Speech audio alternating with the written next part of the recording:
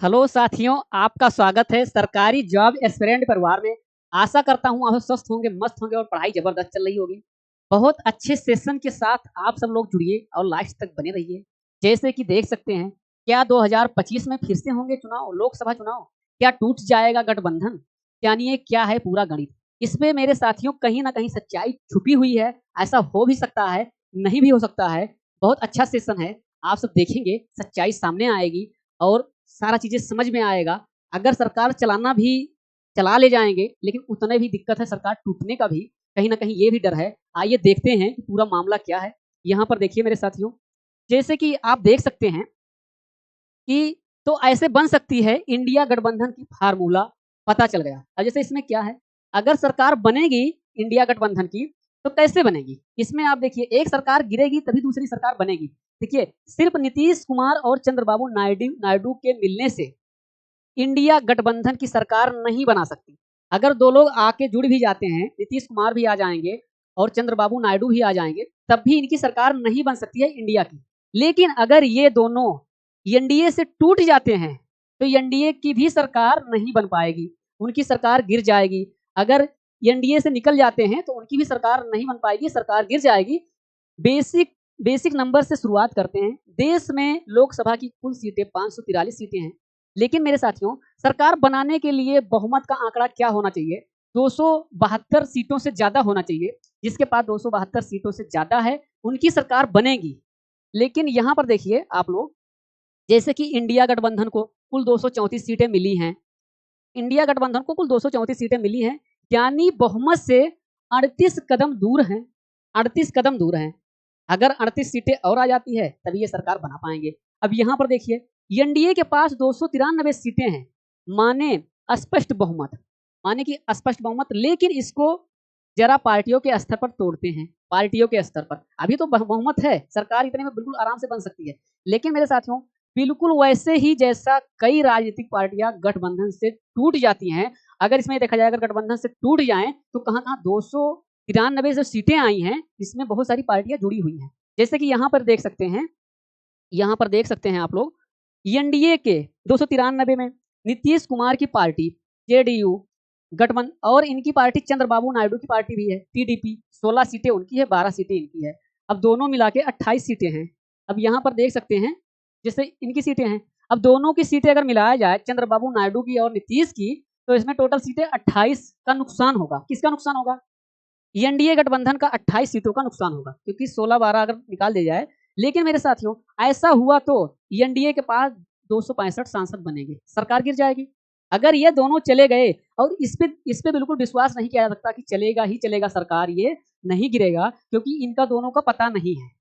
ऐसे भी हुआ है, इनके अभी दिखाएंगे कि पीछे का जो साइड है, बैकग्राउंड है, कितना अच्छा रिश्ता रहा है, कितना बिगड़ा रिश्ता रहा है नरेंद्र मोदी के साथ। इनका भी पूरा बैकग्राउंड दिखाएंगे, उससे आपको बिल्कुल एग्जैक्ट पता चल जाएगा। यहाँ पर देख सकते हैं, मतलब कि अगर इन दोनों नेताओं ने अपना पाला बदल दिया तो एनडीए सरकार नहीं बन पाएगा, एनडीए। लेकिन यहाँ पर देख सकते हैं, अब बात करेंगे इंडिया गठबंधन की। अब जैसे कि इंडिया गठबंधन की करेंगे, अब यहाँ पर मेरे दोस्तों देख सकते हैं, यहाँ पर देख सकते हैं आप लोग, जैसे कि यहाँ देखते हैं, अब इंडिया अलायंस के पास 234 सीटें हैं। सरकार बनाने के लिए कितना चाहिए? 38 सीटों की जरूरत है। यहाँ पर देखिए, अगर नीतीश और चंद्रबाबू नायडू इधर आते हैं, तो कितने सीटों का फायदा होगा? 28 सीटों का फायदा होगा। उनका आंकड़ा कहां तक पहुंचता है? 262 सीटों तक पहुंच जाएगा इनका आंकड़ा। यहाँ पर देख सकते हैं, यानी कि बहुमत से ठीक 10 सीट दूर रहेंगे। कहां से? लेकिन यह भी होता है कि 10 सीटें फिर कहां से आएंगी? यहां पर देख सकते हैं, एनडीए में एनडीए में चिराग पासवान की 5 सीटें शामिल हैं। चिराग पासवान की 5 सीटें एनडीए में शामिल हैं, यहाँ पर ध्यान दे सकते हैं। लेकिन यहाँ पे अगर वो भी अगर शामिल हो गए, अगर यहाँ पे चिराग पासवान एनडीए इंडिया में, इंडिया गठबंधन में आ जाते हैं, तो यहाँ पर देख सकते हैं कुल टोटल 5 सीटों की कमी रहेगी, 5 सांसदों की, यहाँ पे केवल 5 सांसदों की। और यहाँ पर देखें, अब इन 5 सांसदों की व्यवस्था कहाँ से होगी, ये तो मैं नहीं बता सकता हूँ। लेकिन यहाँ पर देख सकते हैं आप, लेकिन इतना बता सकते हैं कि देश में 7 निर्दलीय उम्मीदवार को जीत मिली है, 7 निर्दलीय उम्मीदवार को। जिसमें बिहार के पूर्णिया से चुनाव जीतने वाले पप्पू यादव जी हैं, पप्पू यादव जी हैं जो निर्दलीय जीते हैं। ऐसे आप इनका एग्जाम्पल दे रहे हैं। अब यहाँ पर देखिए अगला, यादव ने हाल ही में अपनी पार्टी का विलय कांग्रेस में किया था। इसके अलावा अन्य दलों ने 9 उम्मीदवारों को भी जीत मिली है। अब यहाँ पर ये भी देख सकते हैं, यहाँ पर ये भी देख सकते हैं, गठबंधन सरकार की चुनौतियां अपने एजेंडे को आगे कैसे बढ़ाएगी बीजेपी। अब गठबंधन सरकार तो बना ली है, लेकिन इसमें चुनौती भरा पूरा है मामला, कैसे चलाएगी। बहुत बड़ी बड़ी प्रॉब्लम फेस करनी पड़ेगी, बहुत बड़ी बड़ी परेशानियां आएगा, लोगों को सुनना पड़ेगा। जैसे कि अपने मन मर्जी पहले पहले सरकार चलाते थे। पहले गठबंधन की सरकार तो थी 2014 से 19 तक, लेकिन मेरे साथियों इनको पूर्ण बहुमत प्राप्त था। अगर वो अलग भी हो जाते थे तो कोई फर्क नहीं, कोई खतरा नहीं था सरकार पे। यहाँ पर देखिए देश में केंद्रीय स्तर पर एक बार फिर गठबंधन सरकार की शुरुआत हो गई। यहाँ पर देख सकते हैं, चुनाव में जब कोई भी पार्टी पूर्ण बहुमत प्राप्त नहीं कर पाती तो गठबंधन के माध्यम से सरकार बनाती है। अगर जैसे कि कोई भी पार्टी पूर्ण बहुमत प्राप्त नहीं कर पाएगी तो एक ही चारा रहेगा, गठबंधन से सरकार बनाना। अब यहाँ पर देख सकते हैं, नई सरकार में टीडीपी के मुखिया चंद्रबाबू नायडू और जेडीयू के प्रमुख बिहार के मुख्यमंत्री नीतीश कुमार की महत्वपूर्ण भूमिका है। अगर ये दोनों लोग नहीं जाएंगे तो सरकार नहीं बना पाएंगे, अगर ये दोनों लोग हट जाएंगे तो सरकार गिर भी जाएगी। लेकिन कहीं ना कहीं अगर इनसे हट जाएंगे उनकी सरकार गिर जाएगी, तो कहीं ना कहीं इंडिया से भी कौन है उधर जा सकते हैं। ऐसा तो है नहीं कि वही ला सकते हैं, एनडीए से ही आ सकते हैं, इंडिया से भी जा सकते हैं एनडीए में। तो ये चीजें है, चलाना भी आसान है और नहीं चलाना भी आसान है। अगर नहीं गए इस पर कोई चर्चा नहीं कर सकता कि यहाँ से कोई जाए, यहाँ से भी जा सकते हैं। अगर उधर से गिरती भी है तब भी सरकार बना सकते हैं, ये तो टाइम बताएगा। गठबंधन में विभिन्न विचारधाराओं और सिद्धांतों वाले दल शामिल होते हैं। कई बार राष्ट्रीय के बजाय, कई बार यहाँ पर देख सकते हैं, कई बार राष्ट्र के बजाय अपने हित साधने वाली नीतियां की मांग करते हैं। अगर उनके फायदे में बात नहीं होगी तो उसके लिए मांग करेंगे, अपने हिसाब से वर्क नहीं कर पाएंगे, गठबंधन में सबका सुनना पड़ेगा और इससे सरकार पर स्पष्ट नीति निर्धारित नहीं कर पाती। इसका प्रभाव उसके कार्य पर पड़ता है, सरकार के कार्य पर पड़ता है। अब यहाँ पर देख सकते हैं, यहाँ पर देखिए, जैसे देखिए गठबंधन सरकार में स्थिरता की भी कमी होती है। देखा जाता है कि छोटे दल गठबंधन सरकार पर अपना हितों की पूर्ति के लिए दबाव बनाते रहते हैं।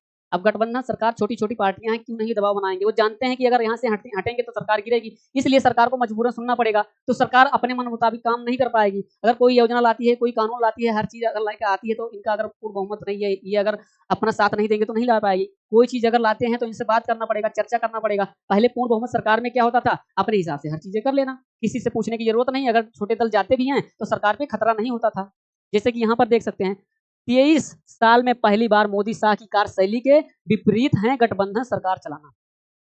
पहली बार ऐसा हुआ है। यहाँ पर देख सकते हैं, क्या मोदी सभी दलों को साथ लेकर चल सकते हैं। क्या मोदी शाह की जोड़ी सही माने में एक गठबंधन सरकार वाली चला सकती है। यहाँ पर देखते हैं, अब इतनी बातें जान लिए सारा चीजें कि कहाँ कहाँ से दिक्कत आ सकती है। लेकिन यहाँ पर देखिए 2014 और 19 में भी गठबंधन की सरकार थी, लेकिन बीजेपी के पास अपने दम पर बहुमत था। ऐसे में अगर सहयोगी साथ नहीं देते हैं तो सरकार पे कोई खतरा नहीं आता और सरकार अच्छे से चलाया जाता है। इसमें बहुत सारी दिक्कतें आ गई, जैसे गठबंधन सरकार में आएंगी इतनी जो इसमें पार्टियां जुड़ी हैं, सब मंत्री का पद मांगेंगे, ऐसे ऐसे पद मांगेंगे कि अगर कहीं ना कहीं कुछ मजबूरन ही करना पड़ेगा। अगर मजबूरन ही करना पड़ेगा तो अपने हिसाब से फैसले नहीं ले पाएंगी सरकार। यहाँ पर देख सकते हैं, गुजरात दंगे नायडू ने मांगा था मोदी का इस्तीफा। अब इनके दोनों लोगों के बीच का संबंध बता रहे हैं कि पहले कैसे दर्शाया गया है आज के डेट में। अब यहाँ पे पहले क्या दोनों लोग के बीच में रहा है, संबंध अच्छा रहा कि बुरा रहा, वो जानेंगे आप। एक समझने वाली बात है ये भी, एक बार मोदी शाह की सबसे ज्यादा निर्भरता चंद्रबाबू नायडू और नीतीश कुमार पर है। दोनों वो नेता हैं जिनके वर्तमान लीडरशिप के साथ बहुत अच्छे संबंध नहीं माने जाते हैं। पहले जैसे कैसे रहा, राजनीति में कोई भी किसी का परमानेंट दुश्मन नहीं होता। राजनीति में कोई भी किसी का दुश्मन नहीं होता और किसी का हित नहीं होता। सब अपने अपने फायदे की सोचते हैं और अपने अपने पद के फायदे की सोचते हैं। हर चीजें अगर उनका नहीं सुना जाएगा तो वहां से हट जाते हैं, इसीलिए दल बदलू नेता बोलते हैं। अगर उनका कोई बड़ा पद मिल रहा है तो वहां जुड़ जाएंगे, दूसरे जगह चले जाएंगे। चंद्रबाबू नायडू और पीएम मोदी के रिश्ते में कई मौके पर टकराव देखने को मिली। अगर आज साथ हैं तो पहले भी कई मौके पर टकराव भी देखने को मिली है, कई मौके पर टकराव भी देखने को मिली है। यहाँ पर देख सकते हैं नीतीश से मोदी के कैसा बिगड़े रिश्ते। अब इनके बारे में बताइए, कभी बिगड़ा रिश्ता था कि आज इतना अच्छा संबंध है? पहले का देखें, चर्चा करते हैं। यह बात साल 2000 की है, जब गुजरात में भयंकर दंगे देखने को मिले थे।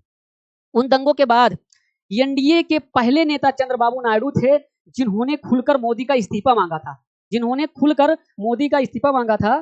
कौन? चंद्रबाबू नायडू। मोदी का इस्तीफा मांगा था चंद्रबाबू नायडू। यहाँ पर देख सकते हैं उनकी तरफ से एक प्रस्ताव तक पारित करवा दिया गया था। मोदी दंगे रोकने में पूरी तरह विफल रहे, पूरी तरह विफल रहे। यहाँ पर देख सकते हैं। आइए अगले बात करते हैं। जैसे कि यहाँ पर देखते हैं, इसी तरह नीतीश कुमार के साथ भी मोदी की निजी केमिस्ट्री कभी भी ज्यादा मधुर नहीं रही।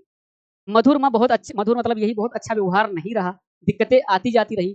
2005 के विधानसभा चुनाव में नीतीश ने मोदी को प्रचार करने के लिए, अब यहाँ पर देखिए 2005 में विधानसभा चुनाव में नीतीश ने मोदी को प्रचार करने के लिए राज्य में आने से मना कर दिया था, राज्य में आने नहीं दिया था। देखिए इनकी निजी व्यक्तिगत बात थी पहले कि क्या क्या हुआ था। 2010 में भी वही स्थिति देखने को मिली थी सेम।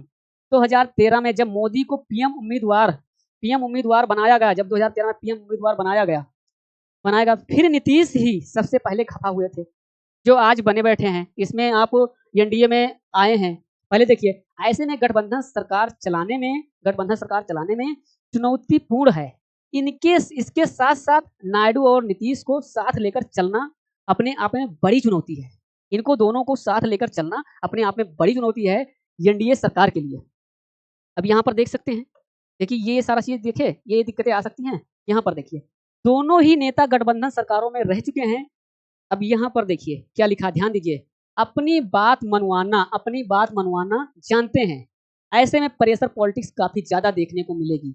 अगर संभाल नहीं पाएंगे तो सरकार गिरेगी, सरकार बनेगी गिरेगी, और ऐसा स्थिति रहा, सरकार गिरी और बन नहीं पाई, अगला भी सरकार नहीं बन पाया, इंडिया भी सरकार नहीं बना पाया, तो 6 महीने के भीतर चुनाव कराना होगा दोबारा। यहाँ पर देखिए दोनों नेताओं ने अपने राजनीतिक करियर में कई बार पाला बदला, इधर से इधर, ये करते रहे अपनी राजनीति के दौरान में। अब यहाँ पर देख सकते हैं उस पॉलिटिक्स के बीच मोदी शाह कैसे आगे बढ़ते हैं, तीसरा कार्यकाल पूरी तरह उस बात पर निर्भर करते हैं। अब कैसे ये आगे बढ़ेंगे उस बात पर निर्भर करेगा। और यहाँ पर ये देख सकते हैं, आपने कांग्रेस से तोड़ा गठबंधन, अकेले लड़ेगी विधानसभा की चुनाव, क्योंकि यहाँ से पूरी सीट हार चुकी है। यहाँ पर देखिए, अगले स्लाइड पे चलिए। जैसे कि देख सकते हैं आप, जिससे नीतीश चर्चा में बने रहे, अभी भी फिलहाल चर्चा में आए थे, ज्यादा दिन की बात नहीं है। 5 जून को नीतीश और तेजस्वी, यहाँ पर देखिए, एक ही फ्लाइट से दिल्ली पहुंचे। दोनों की सीट भी आगे पीछे थी। उनकी तस्वीर खूब वायरल हुई। यहाँ पर देख सकते हैं, आगे पीछे हैं। नीतीश कुमार और तेजस्वी यादव के बीच फ्लाइट में इस बारे में हुई बातचीत। फ्लाइट में अपने सीट से उठकर नीतीश के बगल में बैठे तेजस्वी पूछा हालचाल, पटना से दिल्ली तक हलचल। यहाँ पर देख सकते हैं, एक फ्लाइट में बैठे नीतीश और तेजस्वी जब एयरपोर्ट पर उतरे तो बताया क्या क्या बातचीत हुई। यहाँ पर देख सकते हैं, ऐसे रहेगा, कौन किसके साथ ये नहीं पता चलेगा, टाइम बताएगा मेरे साथियों। लेकिन सबको लेकर चलना और सरकार चलाना बहुत मुश्किल की बात है, आसान बात नहीं है। यहाँ पे देख लिए, पूरा पॉलिटिक्स समझ लिए कि क्या क्या खतरा आ सकता है और कहाँ कहाँ नहीं आ सकता, अगर आएगा तो क्या क्या हो सकता है। जैसे कि कहीं ना कहीं इसमें सच्चाई छुपी हुई है, और देखेंगे कि आगे कैसा रहेगा सरकार। ये चीजें बेसिक चीजें थी, आपको पता होनी चाहिए। चलिए अगले सेशन में मिलते हैं। जय हिंद, जय भारत मेरे साथियों।